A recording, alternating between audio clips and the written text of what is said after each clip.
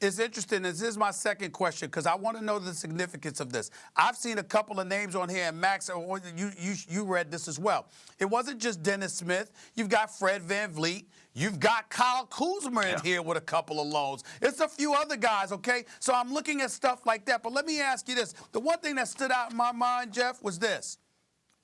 The FBI intercepted 4,000 calls over the course of 330 days. So what I'm wondering is that if that happened, and we're talking about, even though this was dating back from a couple of years ago or what have you, listen, if the FBI got involved and they intercepted 4,000 calls over 330 days, we're talking about potential coach involvement because, again, they got one in Rick Pitino, albeit for different reasons. We know what's coming down the pike with the FBI in Louisville. We see the programs that have been mentioned, and we also know of big-time players who are on the next level who came from this program. How fearful are you getting in terms of just gauging the tenor of the situation? How fearful do folks appear to be at this particular moment in time with you covering this sport in light of what the FBI is putting out there? I mean, my phone right now will not stop. I mean, coaches calling, everybody calling, agents, everybody is fearful because think about it.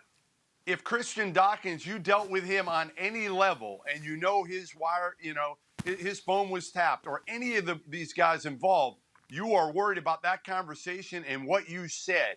And Andy Miller, I want to get this across to people. With Andy Miller, this was an agent that, as you mentioned earlier, Stephen A., Carolina, Kentucky with Bam Adebayo, all these schools are listed in this report today. Some coaches worked with Andy Miller, to help secure players. And then in return, Andy Miller had a stable of AAU coaches, He had these AAU guys who had players and controlled players. So Andy Miller had some control over these players at a young age. He would funnel them to some college coaches, and in return, the deal would be, you make sure I get him back. Now, there might have been some other financial aspect of it, but that was the primary way it worked. Other coaches couldn't stand Andy Miller. I used to get complaints all the time about how he would come on campus, deal with their players, deal with the players' parents, try to get them to leave early. A lot of these players, he convinced to leave early even if they weren't lottery picks, first-round picks. They'd be second-round picks.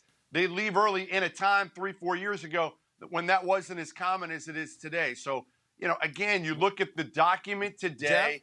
I think, as you said, it's going to be way bigger what's to come from the wiretaps than what we saw today. Last point, and then I'll let Max and Molly get back in here. I remember George Raveling calling out LaVar Ball because he had a problem with, LaVar Ball and the way he was conducted. Because I'm thinking about how LaVar Ball is looking right now because you've got George Raveling, you got Nike, you've got, ASM Sports. Not that Nike was implicated in this. That's not what I'm trying to imply. I'm just saying the sneaker companies, the agents, etc. We'll find all of this out over the course of time. But when somebody like LaVar Ball is called out by George Raveling, how ridiculous does that make the George Ravelings of the world and others look right now in light of a controversy like this? Yeah, I mean, they're all self-serving. What do they want? They work for Nike. They work for Adidas. They work for Under Armour. So they want Lonzo Ball under their umbrella, where LaVar Ball, as you said, listen, maybe he made the right move here because he's probably going to end up unscathed, and the Ball family name will probably end up unscathed from all this because of his decision to say no to all these shoe companies that were throwing a ton of money at him, where everybody else right now is fearful of what they did. Or maybe, again, a lot of coaches that are clean or perceived to be clean are calling me right now saying, this is the greatest thing for the sport because it's going to clean it up. I still think it's going to take more time before that happens, and I don't think it ever cleans it up. But I think now what we need to look at is, should we allow players coming out of high school in college to have agents going into the NBA? And I think it's something that I think will eventually happen.